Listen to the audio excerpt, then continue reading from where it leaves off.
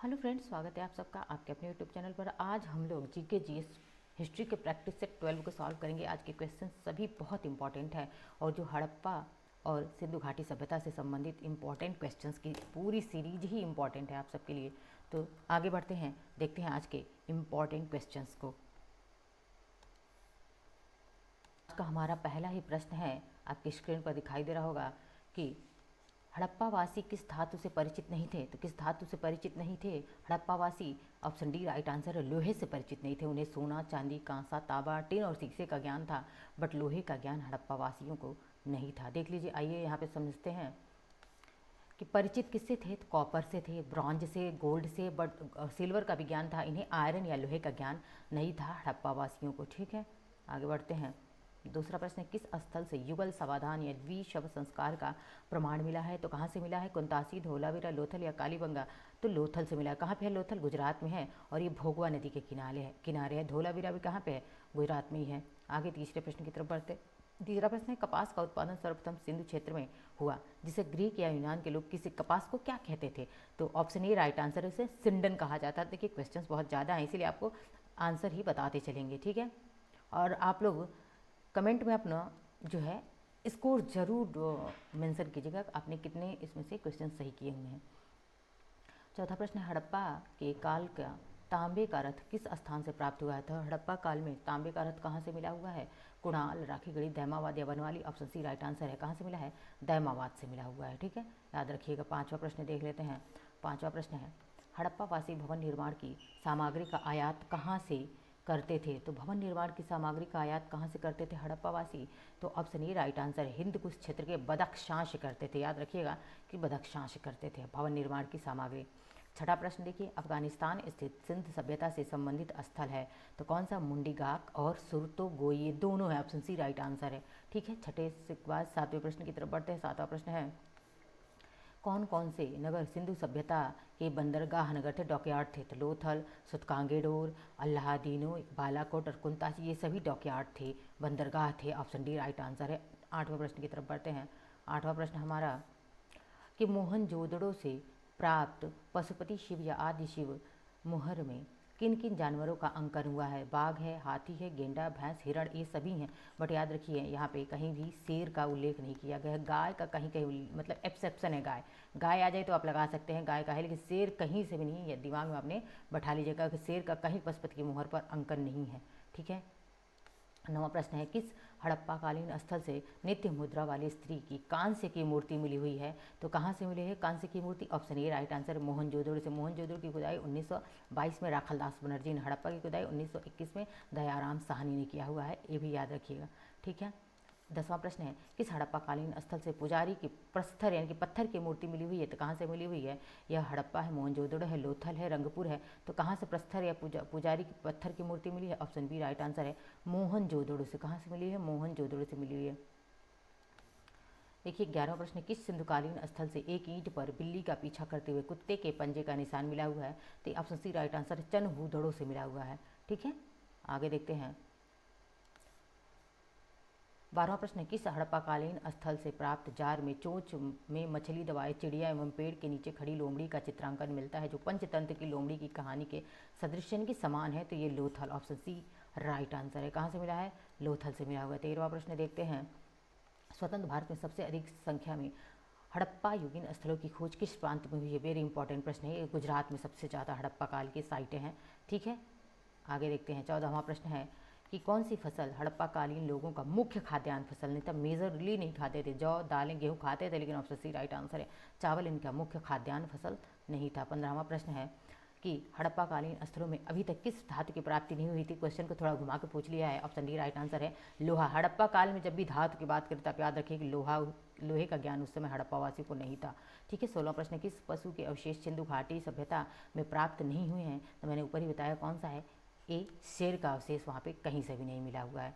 आगे बढ़ते हैं, देखते हैं 17वां प्रश्न। 17वां प्रश्न है, चनहूदड़ो के उत्खनन का निर्देशन किसने किया था। तो किसने करवाया था चनहूदड़ो का उत्खनन? ऑप्शन ए है, जे.एच. मैके ने। ठीक है, जे.एच. मैके ने। आगे बढ़ते हैं 18वें प्रश्न की तरफ। 18वां प्रश्न है, सिंधु घाटी के लिए मेसोपोटामियाई रिकॉर्डों में निम्न में से किस शब्द का प्रयोग किया गया है। तो ये है ऑप्शन बी राइट आंसर, मेलुआ शब्द का प्रयोग किया गया है इंडस वैली सिविलाइजेशन के लिए। ठीक है, मेल हुआ। आगे बढ़ते हैं। 19वां प्रश्न है कि कौन सी फसल हड़प्पा कालीन लोगों का मुख्य खाद्यान्न फसल नहीं था? ऑप्शन सी राइट आंसर है, चावल ही मुख्य खाद्यान्न फसल नहीं था हड़प्पा वासियों के। देखिए क्वेश्चन ज़्यादा इसलिए मैं करवा रही हूँ ताकि आप जल्द से जल्द अपने सिलेबस को कवर कर लें। ठीक है, लेखपाल के लिए जल्द ही स्पेशल सीरीज, स्पेशल बैच चलाया जाएगा, वो भी सब सारी क्लासेस फ्री पढ़ाई जाएंगी। 20वां प्रश्न है रंगपुर जहाँ हड़प्पा की समकालीन सभ्यता थी, कहाँ पे है रंगपुर? तो यह Rangpur option C right answer है, सौराष्ट्र में है। सौराष्ट्र कहाँ पे? गुजरात में है। ठीक है, देखिए 21वां प्रश्न है इतिहास का पिता किसे कहा जाता है? तो ऑप्शन सी राइट आंसर है, हेरोडोटस को इतिहास का पिता कहते हैं। किसे कहते हैं? हेरोडोटस को इतिहास का पिता कहा जाता है। 22वां प्रश्न है मानव जीवन की घटनाओं का लिखित वर्णन क्या कहलाता है? तो मानव जीवन की घटनाओं का लिखित वर्णन हिस्ट्री या इतिहास कहलाता है। आज हम जो कर रहे हैं वो हमारा प्रेजेंट है, लेकिन कल वो क्या बन जाएगा? वो हमारी हिस्ट्री बन जाएगी, इतिहास बन जाएगा। ठीक है, अब देखिए 23वां प्रश्न है कि किस काल में मानव की घटनाओं का कोई लिखित वर्णन नहीं था, उस काल को क्या कहा जाता है? तो क्या प्राग ऐतिहासिक काल कहा जाता है। ऐतिहासिक नहीं, प्राग ऐतिहासिक, वहाँ पर कोई लिखित साक्ष्य ही नहीं है। ठीक है, अब देखिए 24वां प्रश्न है आग का आविष्कार किस युग में हुआ था? तो आग का आविष्कार किस युग में हुआ था? पूरा पाषाण काल में। ठीक है, कब? पाषाण, देखिए पाषाण है और पुराने ट्रिक देख लीजिए कि पुराने दो पत्थरों को आपस में घिसा गया तो क्या बना? आग बन गई। आग का आविष्कार होगा, बस याद रख लीजिएगा, इसी से आपको कन्फ्यूजन नहीं होगा और हमेशा याद रहेगा पुराने दो पत्थर रगड़ा आपस में और क्या बन गए? तो आग का आविष्कार हो गया। ठीक है, पूरा पाषाण काल में हुआ था। 25वां प्रश्न है पूरा पाषाण युग में मानव की आजीविका का मुख्य आधार क्या था? देखिए पूरा पाषाण काल में अगर बात करें कि मानव की आजीविका का मुख्य आधार क्या था? शिकार करना। वो सब क्या थे? हंटिंग करते थे, गैदर भी नहीं करते थे उस समय, सिर्फ और सिर्फ हंटिंग, शिकार करते थे। 26वां प्रश्न है पहिए का आविष्कार किस युग में हुआ था? तो देखिए पहिए का आग का आविष्कार कब हुआ? पूरा पाषाण काल में, लेकिन जब थोड़ा सा नया युग आया तो नव पाषाण काल में पहिए का आविष्कार किया लोगों ने। ठीक है, 27वां प्रश्न है हड़प्पा संस्कृति इस समय के किस देश पर काबिज नहीं थी? कहाँ पर हड़प्पा संस्कृति? भारत, पाकिस्तान, अफगानिस्तान। तो आपको इस प्रश्न का आंसर तो आप सब एकदम इजीली दे सकते हैं। कहाँ पे नहीं थी? ईरान में नहीं थी हड़प्पा सभ्यता। ठीक है, देखिए 28वां प्रश्न है वेरी इंपॉर्टेंट। ये प्रश्न आपको ना सिर्फ वनडे एग्जाम बल्कि यूपी पीसीएस में भी देखने को ये मिला हुआ है कि सिंधु की सभ्यता का काल क्या माना जाता है, यानी सिंधु सभ्यता का काल क्या माना जाता है? ऑप्शन डी राइट आंसर है, एकदम अच्छे से देख लिए। 2500 ईसा पूर्व से लेकर के 1750 ईसा पूर्व तक सिंधु घाटी के यह काल माना जाता है। ठीक है, आगे बढ़ते हैं, देखते हैं 29वां प्रश्न। 29वां प्रश्न है सिंधु घाटी की सभ्यता में सर्वप्रथम घोड़े का अवशेष कहाँ से? सुरकोतड़ा से। कहाँ से मिला घोड़े का अवशेष? सुरकोतड़ा से मिला हुआ है। कालीबंगा से क्या मिली है? काली चूड़ियाँ मिली हैं।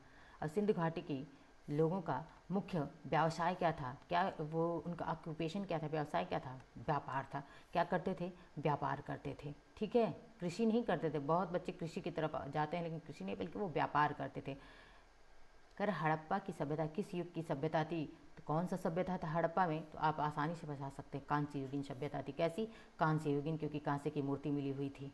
अब देखिए 32वां प्रश्न है सिंधु की घाटी सभ्यता में घर किससे बने होते थे? अब बताइए किससे बने होते थे? पक्की ईंटों के बने हुए थे उस समय। किससे? पक्की ईंटों से, ना तो पत्थर, ना तो कच्ची लकड़ी और ना ही लकड़ी से, बल्कि पक्की ईंटों से। ऑप्शन ए राइट आंसर है।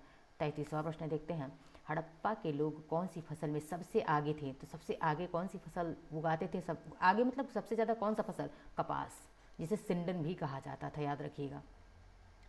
34वां प्रश्न है कि हड़प्पा की सभ्यता की खोज सर्वप्रथम किसने किया? ऑप्शन ए राइट आंसर है, दयाराम साहनी ने 1921 में किया था। राखालदास बनर्जी ने मोहनजोदाड़ो का 1922 में किया हुआ था, याद रखिएगा। 35वां प्रश्न है सिंधु सभ्यता का प्रमुख बंदरगाह कौन सा था? सबसे इंपॉर्टेंट बंदरगाह कौन सा था? लोथल, वेरी इंपॉर्टेंट था लोथल, गुजरात में। और ये नदी कौन सी है? भोगवा नदी। बार बार भोगवा नदी को पूछा गया है कि लोथल किस नदी के किनारे? भोगवा नदी के किनारे है। ठीक है, 36वां प्रश्न है आज का हमारा कि सिंधु की घाटी सभ्यता का स्थल कालीबंगा किस प्रदेश में? मैं कई बार बता चुकी आज की क्लास में। कहाँ पे? Option B right answer, Rajasthan में। आज कालीबंगा का मतलब होता है काली चूड़ियाँ। क्या होता है? काली चूड़ियाँ। 37वां प्रश्न है हड़प्पा की सभ्यता की खोज किस वर्ष की गई थी? तो इस क्वेश्चन का आंसर आप लोग कमेंट बॉक्स में बताएंगे कि हड़प्पा सभ्यता की खोज किस वर्ष की गई थी, क्योंकि मैं कई बार बता चुकी हूँ। 37वां प्रश्न का आंसर आप लोग कमेंट बॉक्स में बताएंगे। 38वां प्रश्न है हड़प्पा के लोगों की सामाजिक पद्धति कैसी थी? तो हड़प्पा के लोगों की सामाजिक पद्धति कैसी? पितृसत्तात्मक, उचित समतावादी या उचित वर्ण व्यवस्था, कर्म पर आधारित कैसी व्यवस्था थी? उचित समतावादी थी। कैसे थी? B, option B right answer है, समतावादी थी। ठीक है। अब देखिए 39वां प्रश्न है, हड़प्पा की सभ्यता में हल से खेत जोतने का साक्ष्य कहाँ मिलता है? तो कहाँ से? कालीबंगा से। कालीबंगा कहाँ पे है? राजस्थान में। ऑप्शन डी राइट आंसर है। कभी कभी जुते हुए खेत का साक्ष्य, इसी क्वेश्चन को जुते हुए खेत के साक्ष्य के रूप में पूछ लेता है, याद रखिएगा।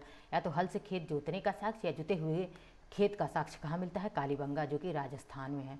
ठीक है। आज का अंतिम प्रश्न है 40वां प्रश्न। ठीक है। अब देखिए, सैंधव सभ्यता की ईंटों का अलंकरण किस स्थान से प्राप्त होता है? यानी कि सैंधव सभ्यता में ईंटों का अलंकरण कहाँ से मिलता है? तो कहाँ से मिलता है सैंधव सभ्यता में ईंटों का अलंकरण कहाँ से मिलता है? तो ये मिलता है कालीबंगा से। ऑप्शन बी राइट आंसर है। ईंटों का अलंकरण या भवन निर्माण की सामग्री मिलती थी। ठीक है। 40 प्रश्न हो गए। अब इसके बाद से हम नेक्स्ट क्लास में भी 40 क्वेश्चन को करेंगे। ठीक है। मिलते हैं नेक्स्ट लेक्चर में। धन्यवाद।